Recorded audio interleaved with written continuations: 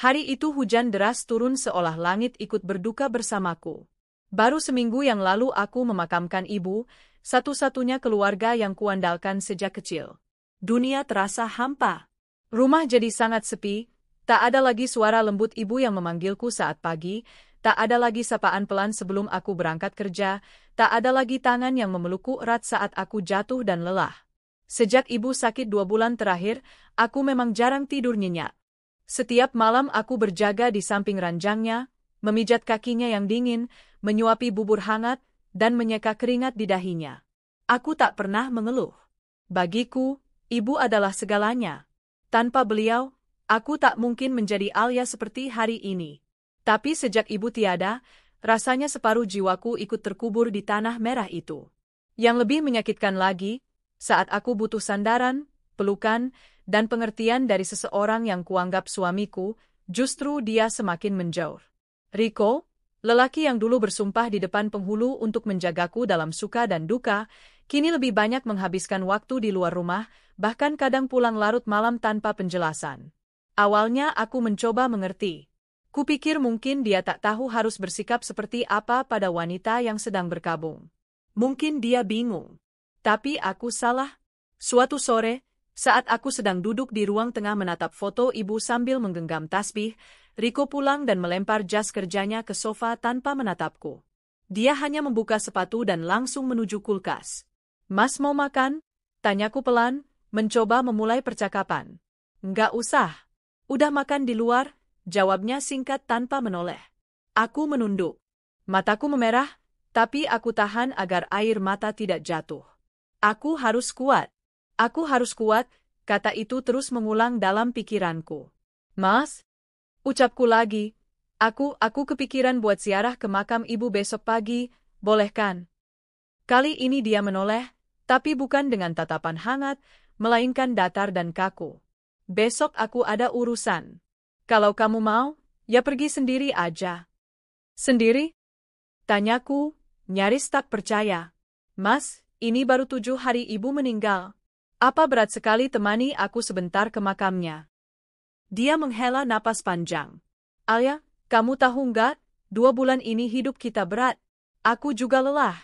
Sekarang ibu kamu udah nggak ada, ayo bangkit. Jangan terus larut dalam duka begini." Aku terdiam. Bukan karena tak bisa menjawab, tapi karena kaget dengan dinginnya nada bicara dia. Dulu, dia lelaki yang sangat lembut, penuh perhatian, yang selalu membuat teh hangat saat aku pilek, yang suka menyelimutiku di malam hari meski aku sudah tidur. Tapi sekarang dia seperti orang asing. Aku mencoba menahan air mata yang nyaris jatuh, namun tubuhku lemah. Aku bangkit dan masuk ke kamar, lalu menangis dalam diam di bawah selimut. Esoknya aku benar-benar pergi ke makam ibu sendiri, membawa bunga melati dan air mawar seperti biasa.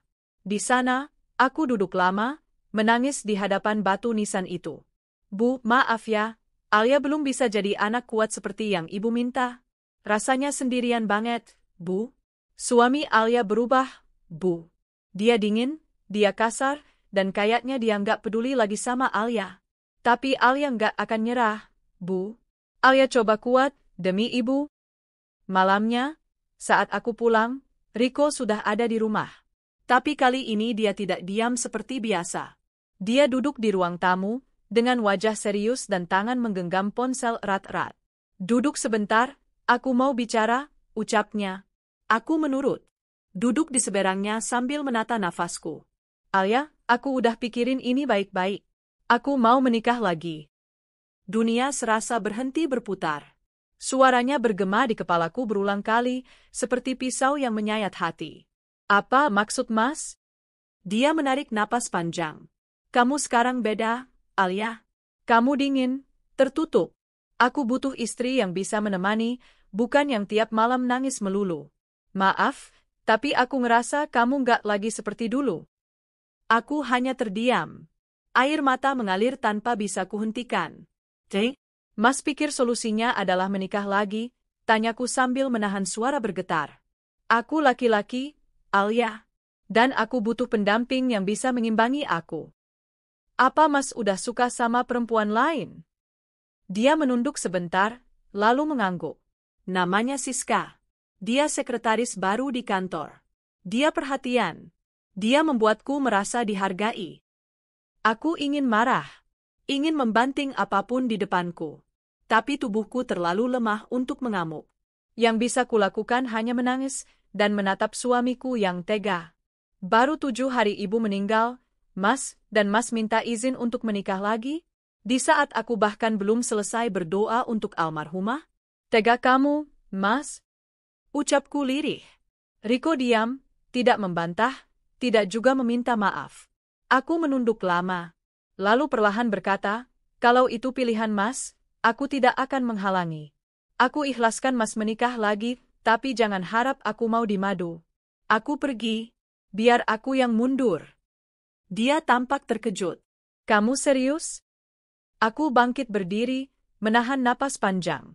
Ya. Kalau buat Mas, cinta bisa dibagi 2, buatku tidak. Aku tidak akan rebutan cinta. Aku memilih pergi daripada terus dilukai. Aku berjalan masuk kamar, mengemas beberapa baju ke dalam koper. Tanganku gemetar, tapi langkahku mantap.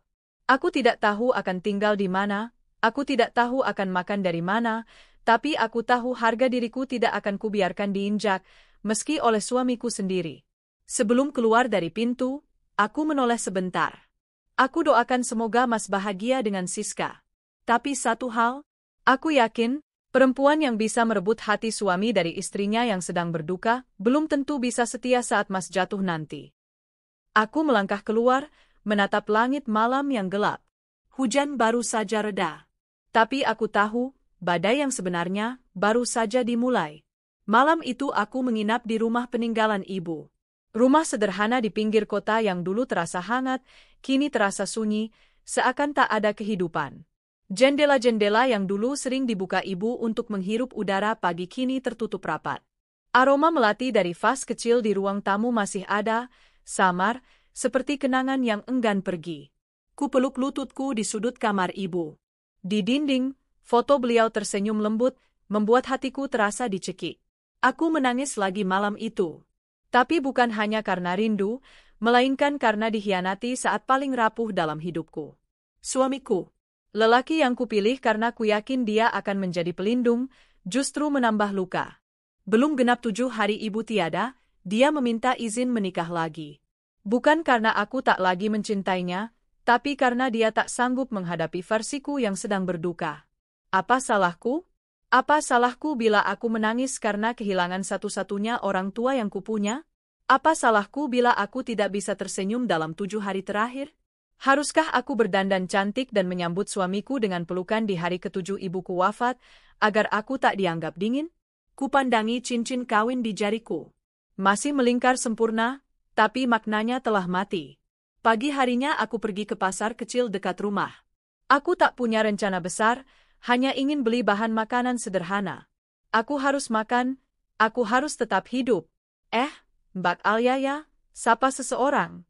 Aku menoleh dan terkejut.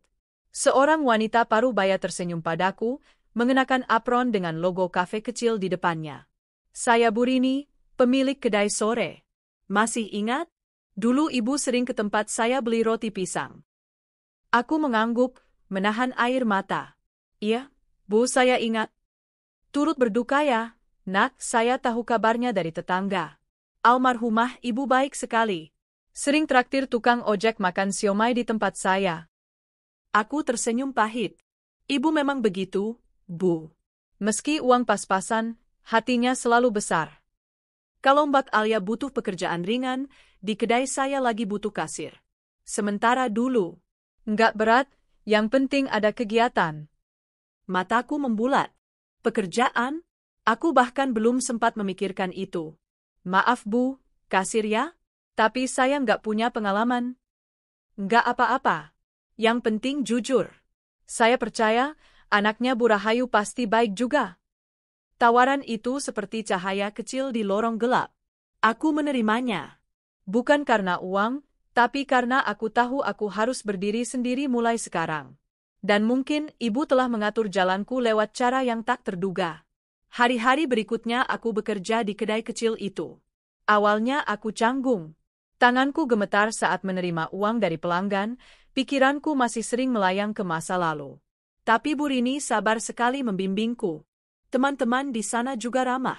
Mereka tidak banyak bertanya, tidak menghakimi. Dan di antara hari-hari penuh diam, aku mulai menyadari satu hal, ketenangan tak selalu datang dari pelukan seorang suami. Kadang justru datang dari tempat dan orang yang tak pernah kita duga.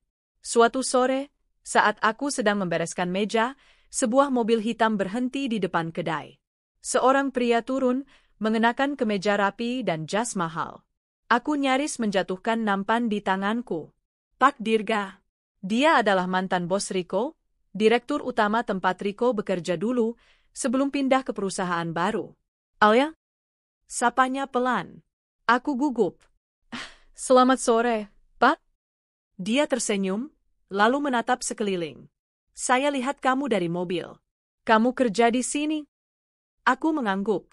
Dirga tampak terkejut, tapi ekspresinya tetap hangat. Boleh saya duduk sebentar? Tentu saja aku mempersilahkannya. Ia duduk di kursi pojok. Aku menawarinya teh hangat dan roti pisang. Dia tertawa kecil. Ini favorit saya dulu.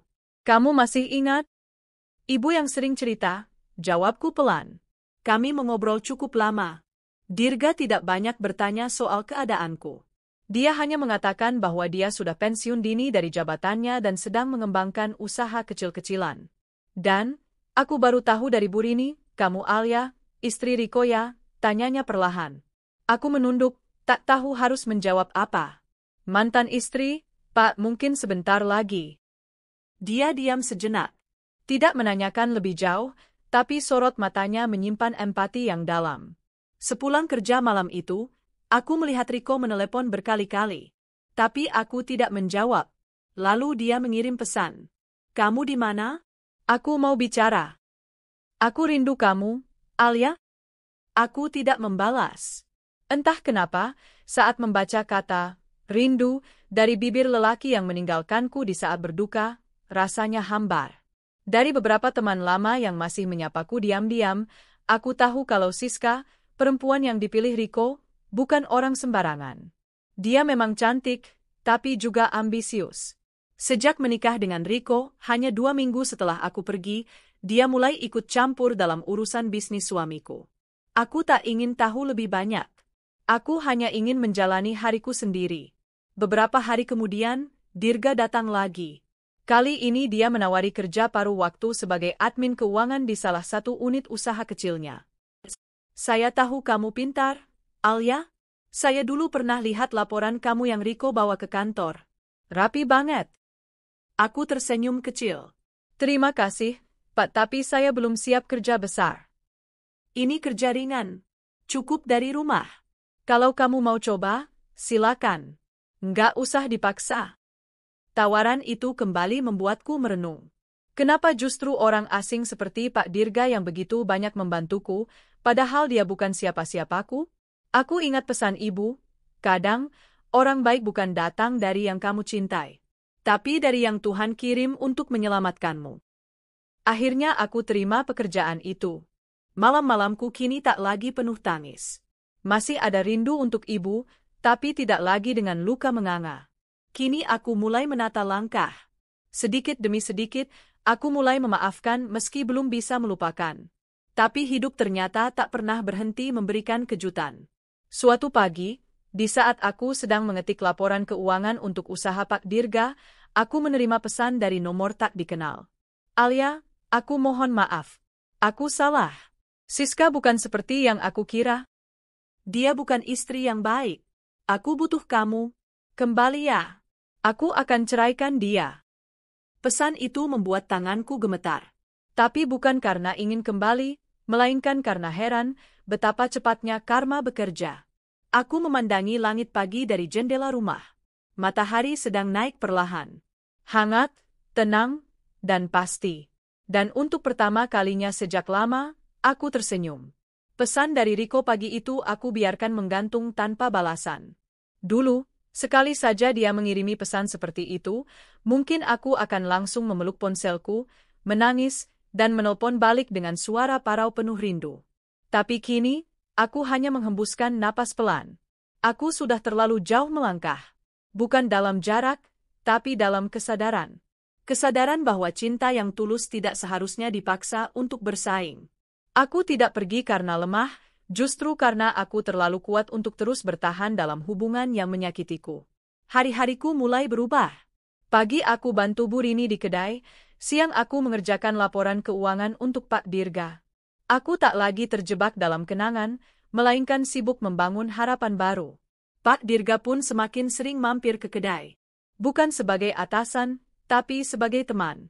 Kadang ia membawa buku, dan kami berbincang ringan soal hidup, soal masa lalu yang pahit, dan tentang harapan ke depan. Ia pria dewasa, mapan, berwibawa, tapi rendah hati. Dulu aku juga pernah merasa dunia ini nggak adil, katanya suatu sore sambil menyeruput kopi hangat. Istriku meninggal karena kanker, dan aku menyalahkan takdir cukup lama. Tapi pada akhirnya aku sadar bahwa kehilangan bukan alasan untuk menyerah pada hidup.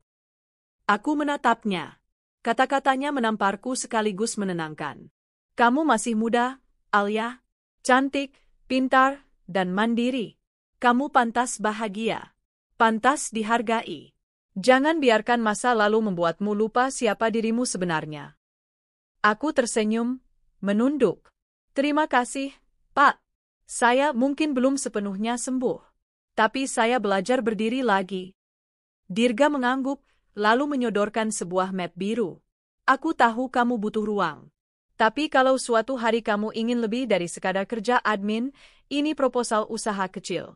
Aku mau buka cabang kedai sore kedua, dan aku butuh partner. Bukan bawahan, tapi mitra. Aku menatapnya, terkejut. Saya? Iya, kamu. Kamu tahu cara kerja, kamu punya sentuhan hangat seperti ibumu. Dan yang paling penting, kamu bisa dipercaya. Map itu kuterima dengan tangan gemetar. Dulu aku hanya istri yang hidup dalam bayang-bayang suami. Kini, aku ditawari kesempatan menjadi diri sendiri. Sementara itu, kabar tentang keretakan rumah tangga Riko mulai tersebar. Aku tidak mencarinya, tapi kabar buruk memang suka datang tanpa diundang. Siska, istri barunya, ternyata memiliki utang yang disembunyikan dari Riko. Ia juga mulai sering bertengkar karena gaya hidupnya yang boros dan tak mau berkontribusi pada bisnis Riko yang mulai goyah. Riko beberapa kali mengirimiku pesan lagi. Kali ini lebih panjang, lebih penuh emosi. Aku salah, aku egois. Aku kira Siska bisa buatku bahagia, tapi justru dia hancurkan segalanya. Alia, kamu masih istriku di mata agama. Kita belum cerai. Tolong beri aku kesempatan memperbaiki semuanya. Aku membaca semua pesan itu sambil duduk di taman kecil belakang rumah. Hening. Hanya suara angin dan dedaunan yang bergesekan. Tapi jawabanku tetap diam. Bukan karena dendam. Tapi karena aku sadar, yang dia rindukan bukan aku, tapi kenyamanan dan ketulusan yang dulu kutawarkan. Dan sayangnya, itu semua sudah tak bisa ia miliki lagi. Suatu malam, setelah menyelesaikan laporan, Pak Dirga mengajakku makan malam di sebuah restoran sederhana yang tenang. Aku awalnya ragu, tapi karena dia menyebut ini untuk membahas usaha kedai kedua, aku mengiyakan. Ternyata bukan cuma soal bisnis. Di akhir makan malam, dia menatapku dengan mata teduh, tapi dalam. Alia, aku tahu kamu sedang dalam fase penting. Kamu baru sembuh dari luka besar, dan aku tidak ingin mempercepat apapun. Tapi izinkan aku jujur, aku menyukaimu. Bukan karena kamu cantik atau pintar, tapi karena kamu kuat. Dan aku ingin kamu tahu, aku tidak akan pernah menyuruhmu membagi cinta. Kalau kamu belum siap, aku akan tetap jadi teman. Tapi kalau kamu membuka pintu, aku ingin jadi pelindungmu. Aku terdiam. Hati kecilku bergetar. Ini bukan cinta yang penuh gairah dan janji manis. Tapi cinta yang tenang, dewasa, dan tulus. Cinta yang tidak meminta, hanya menawarkan. Aku tak langsung menjawab.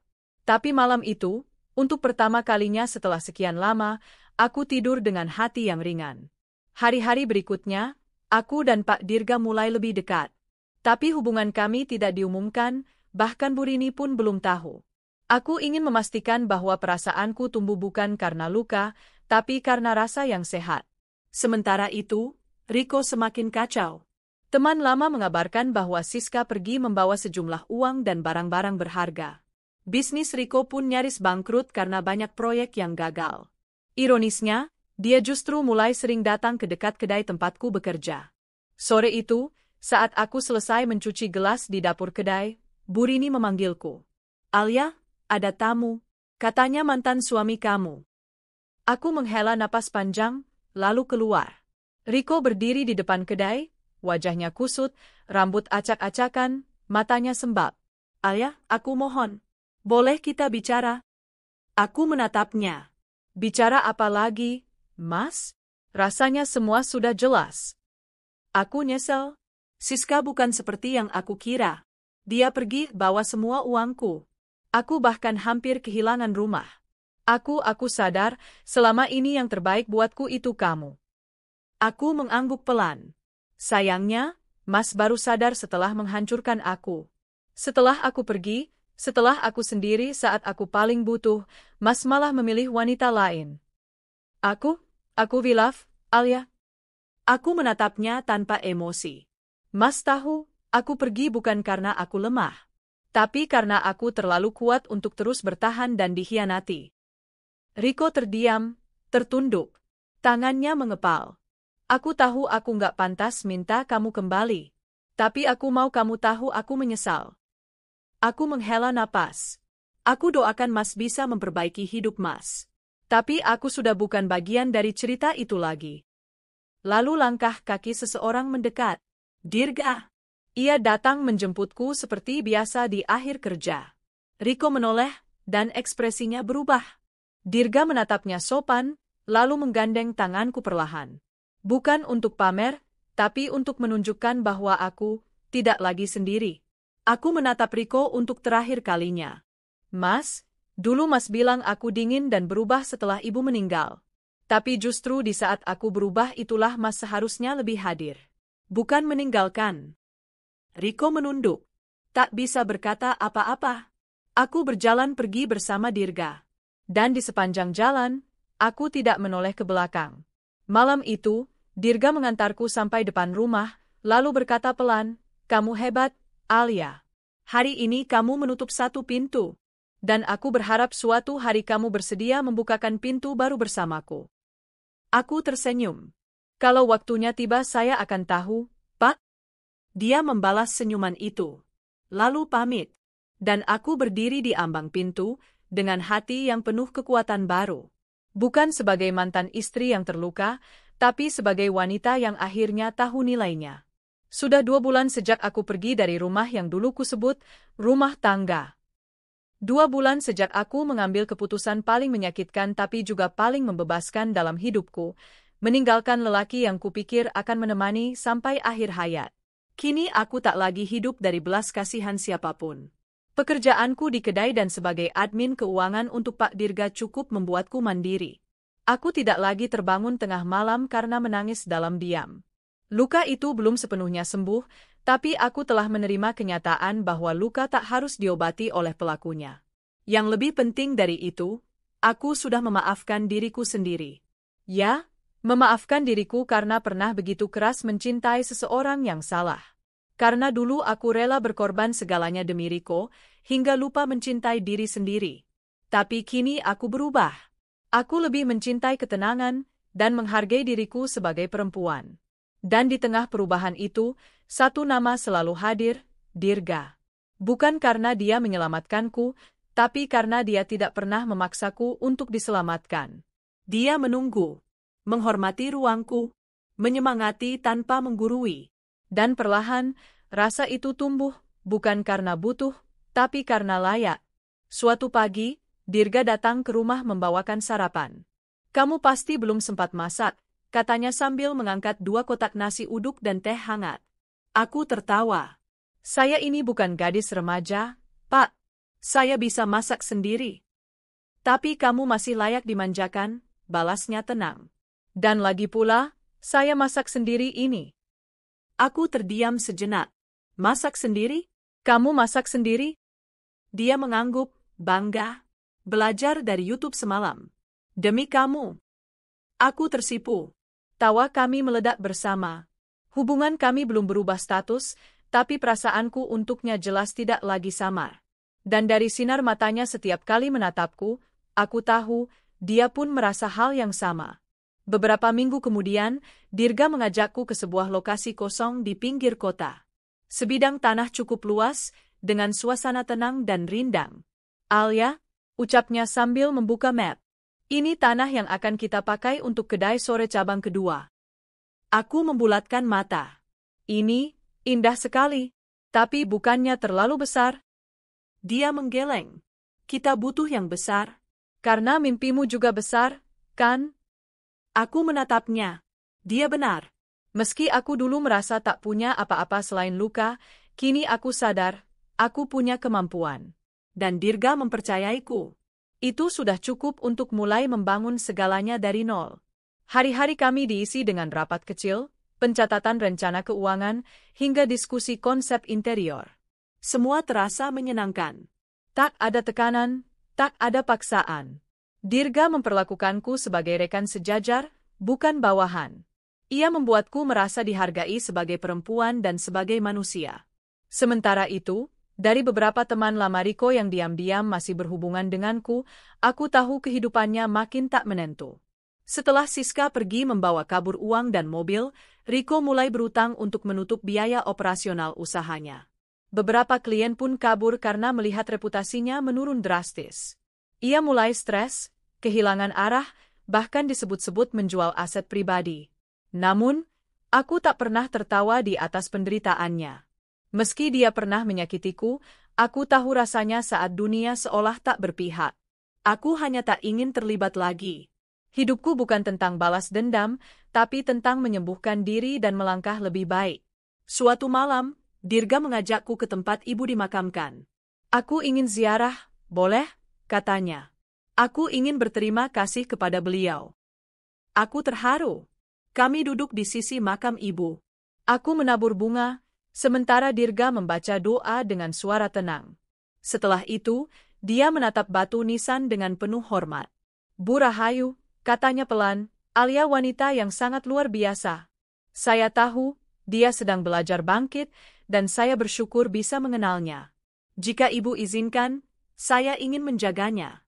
Menemani langkahnya, bukan menggantikan posisi siapapun, tapi menciptakan bab baru bersama. Air mataku jatuh. Aku genggam tangan Dirga erat-erat. Malam itu, aku tahu, aku tak lagi sendiri. Dan lebih dari itu, aku tahu, aku dicintai bukan karena sempurna, tapi karena aku tetap berdiri meski berkeping-keping.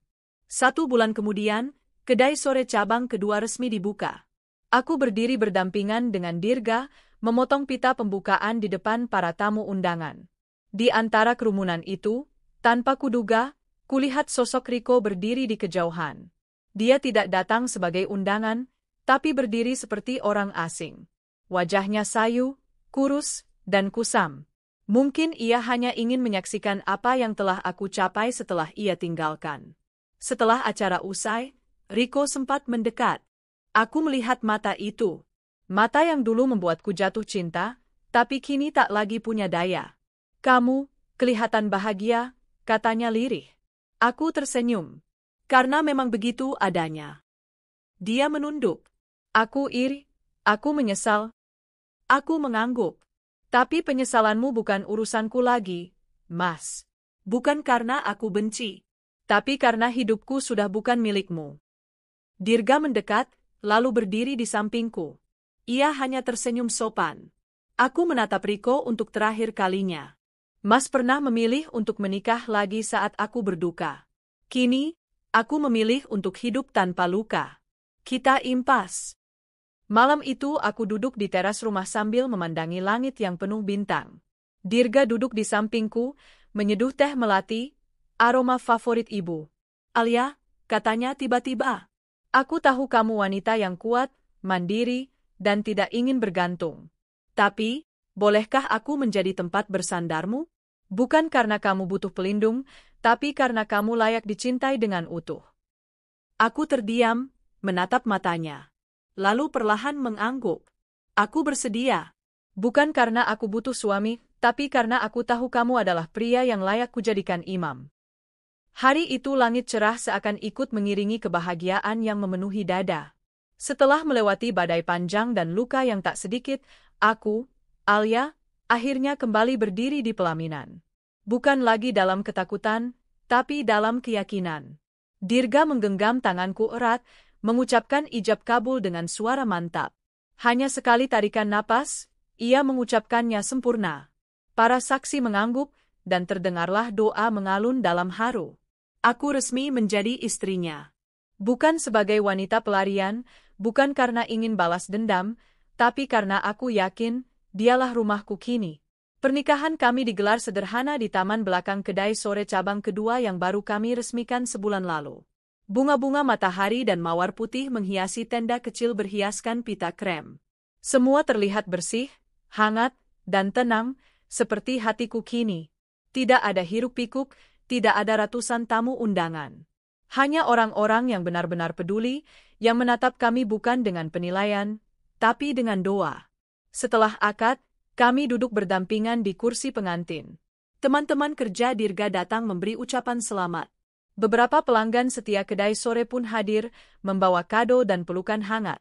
Tak kusangka, mereka sudah seperti keluarga sendiri. Saat aku sedang berbicara dengan salah satu tamu, mataku secara tidak sengaja menangkap sosok Riko. Ia berdiri jauh di antara kerumunan, seperti orang asing yang tak tahu harus berbuat apa. Dia tak mengenakan jas mewah seperti dulu. Bajunya kusut, tubuhnya kurus, wajahnya pucat. Tatapannya kosong. Mungkin dia hanya datang karena ingin memastikan bahwa aku benar-benar telah melangkah tanpa menoleh lagi. Aku tak menghampirinya. Bukan karena marah, tapi karena aku tak ingin mencampur luka lama dalam hari bahagiaku. Dia bukan lagi bagian dari kisahku. Dia adalah masa lalu, dan aku memilih menutup buku itu tanpa ingin membacanya ulang. Malam harinya, setelah semua tamu pulang dan acara usai, aku dan Dirga duduk di balkon rumah kecil kami, rumah yang kami beli bersama hasil kerja keras beberapa bulan terakhir. Capek, ya? Tanya Dirga sambil menyerahkan segelas air. Aku mengangguk kecil. Capek bahagia. Dirga tertawa. Kamu cantik banget hari ini, tahu gak? Aku tersipu. Mas Dirga juga, ganteng banget, kayak bos yang mau nikah sama bawahannya. Kami tertawa. Candaan itu mengingatkanku pada masa-masa awal aku bekerja bersamanya.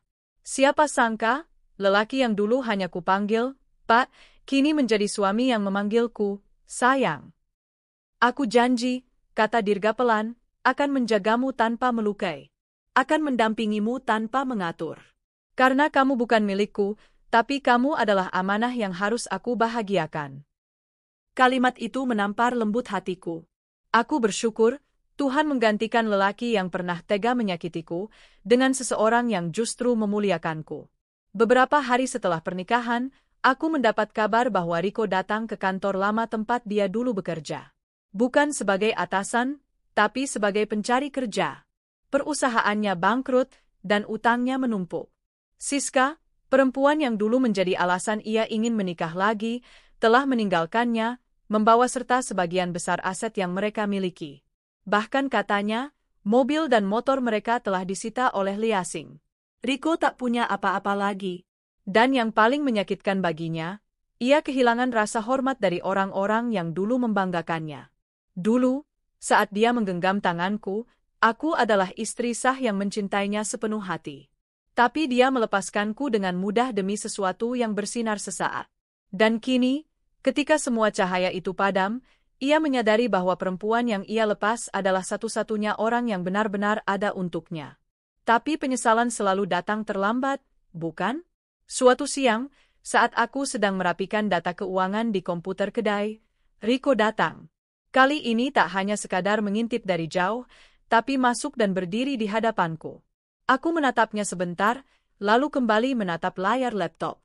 Ada yang bisa saya bantu? Dia menarik kursi dan duduk pelan, suaranya berat.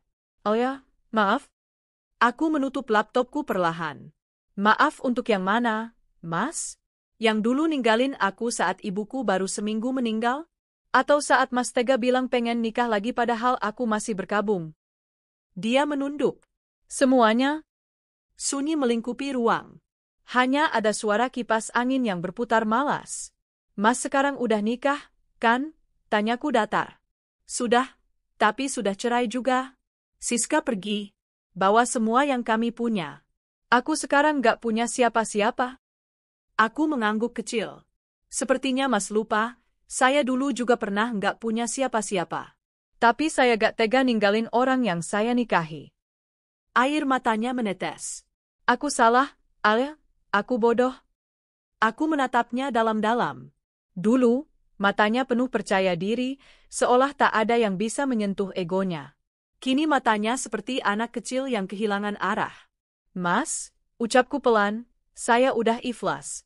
Tapi bukan berarti saya mau kembali. Saya bukan perempuan yang sisa-sisa. Saya tidak akan kembali ke tempat yang pernah menyingkirkan saya saat paling rapuh. Riko menatapku putus asa. Kamu udah nikah, ya? Aku tersenyum. Sudah.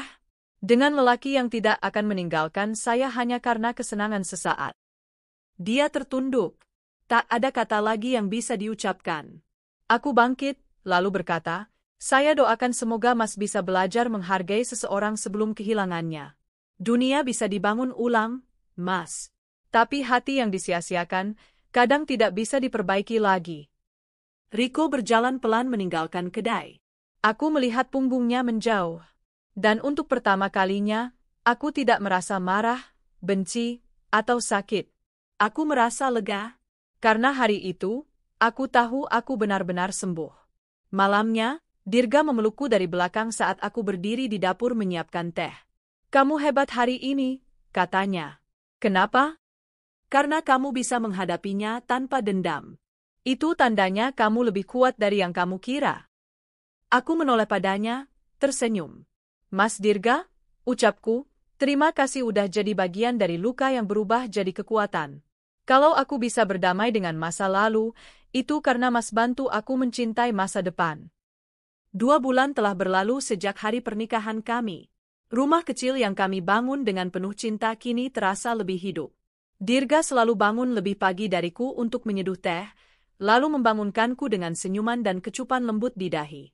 Aku yang dulu terbiasa menangis dalam diam, kini terbiasa tertawa bahkan karena hal-hal kecil. Kedai sore berkembang pesat.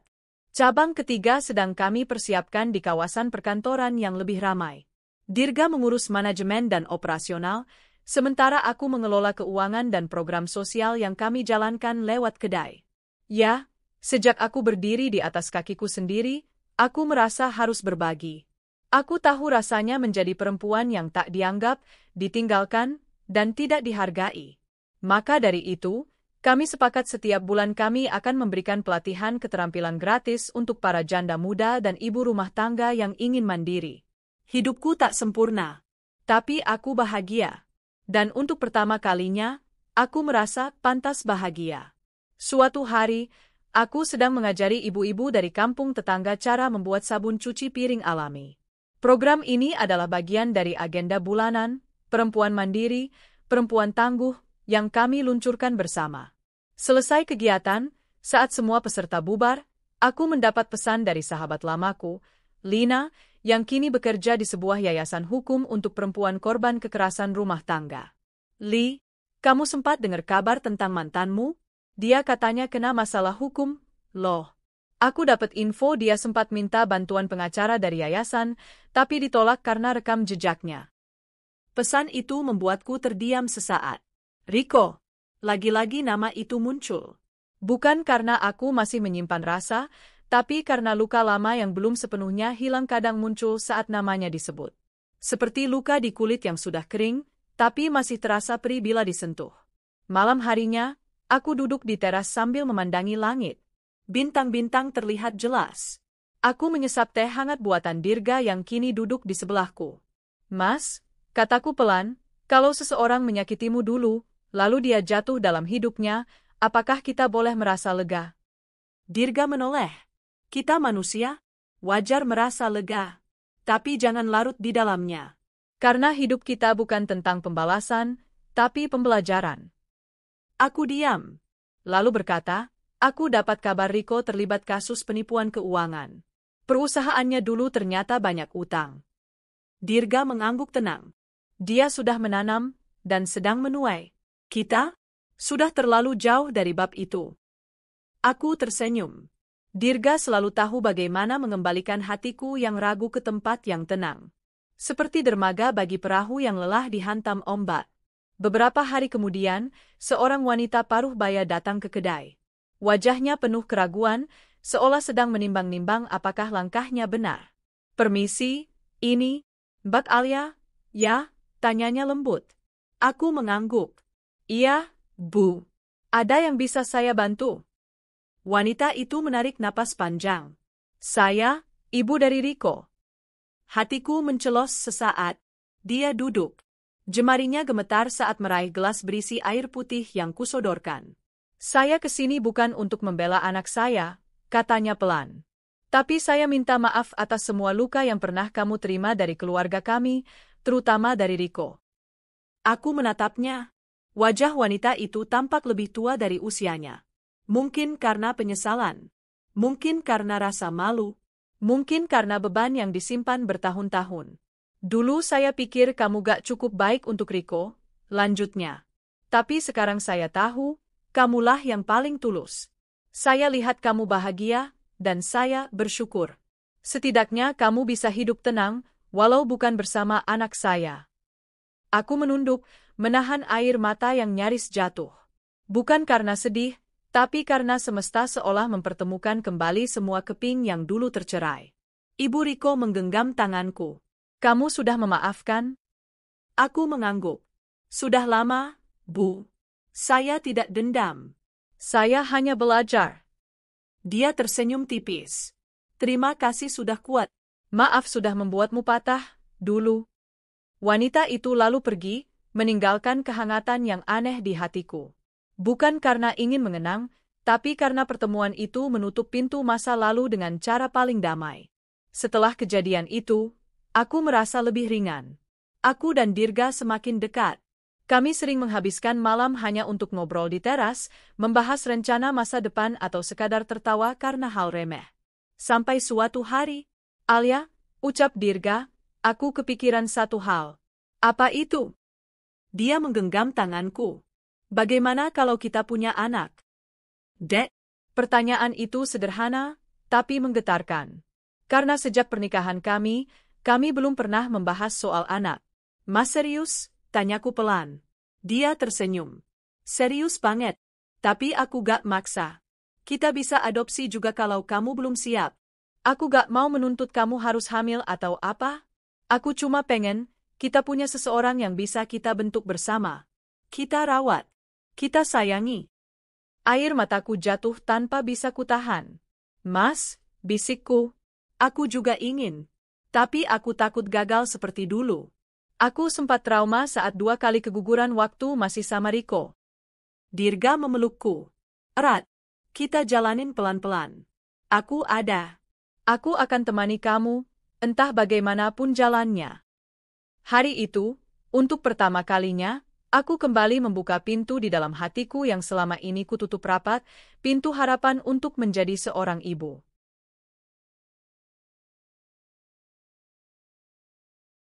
Beberapa minggu kemudian, aku mulai periksa ke dokter.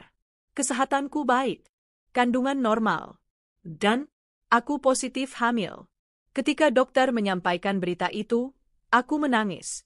Bahkan tak bisa menyembunyikan senyum sekaligus takutku.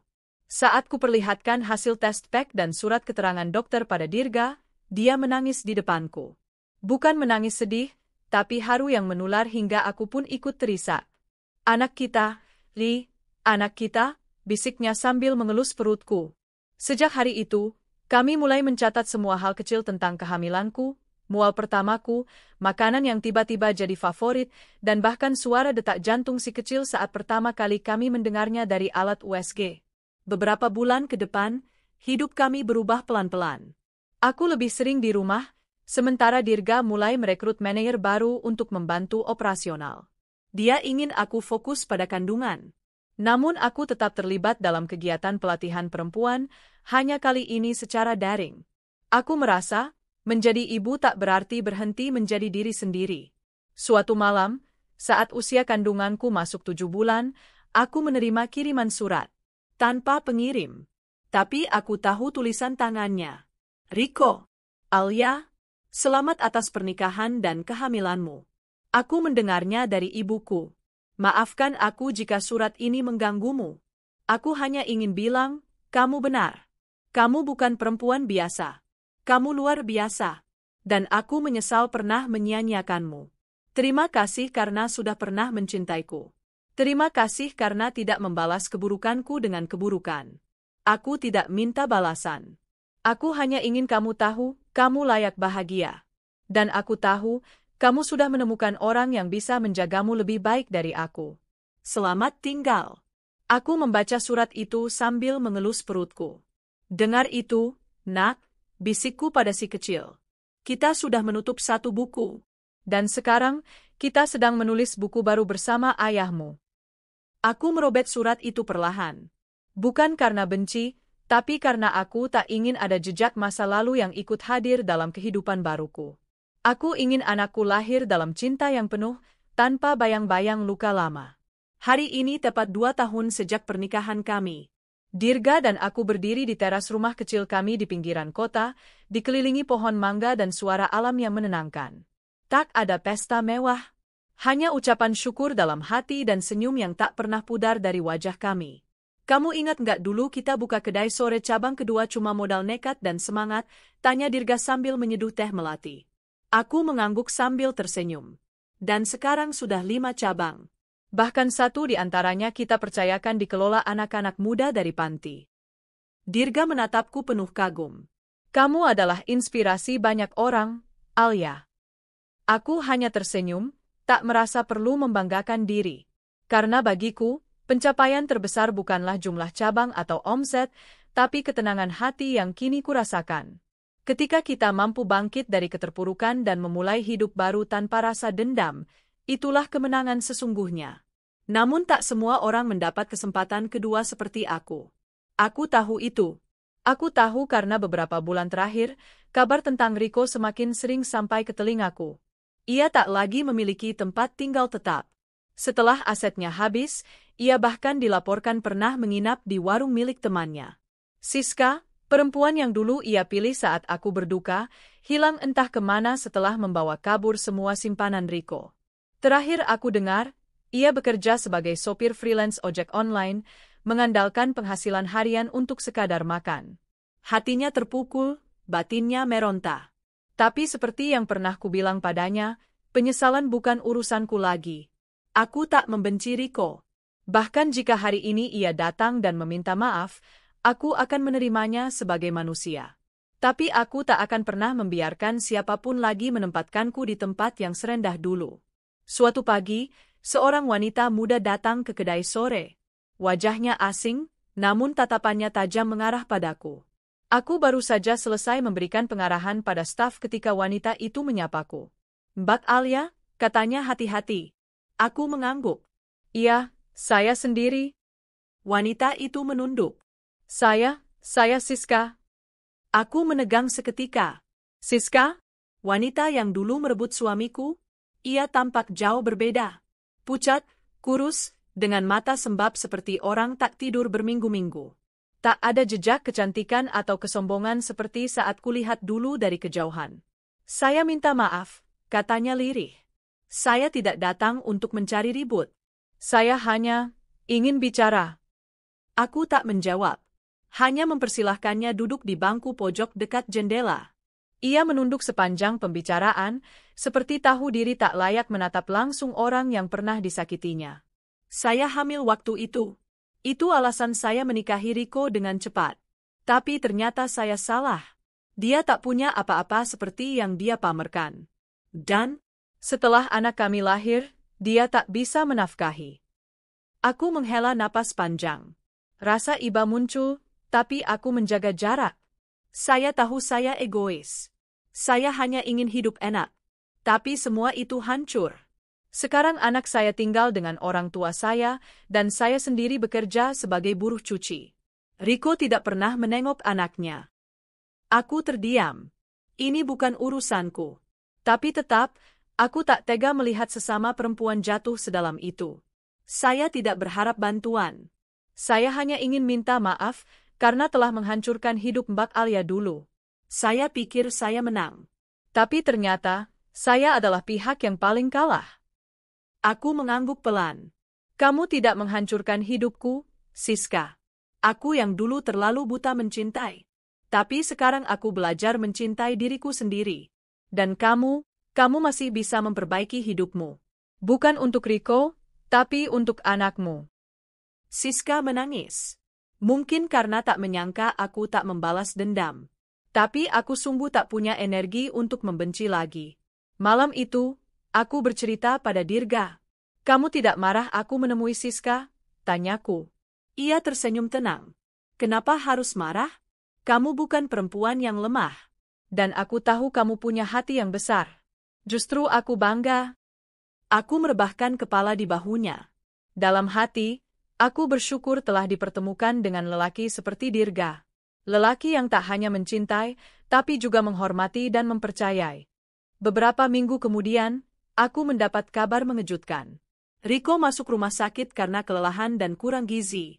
Teman lamanya yang mengurus administrasi menghubungiku, memohon agar aku menjenguk. Aku ragu.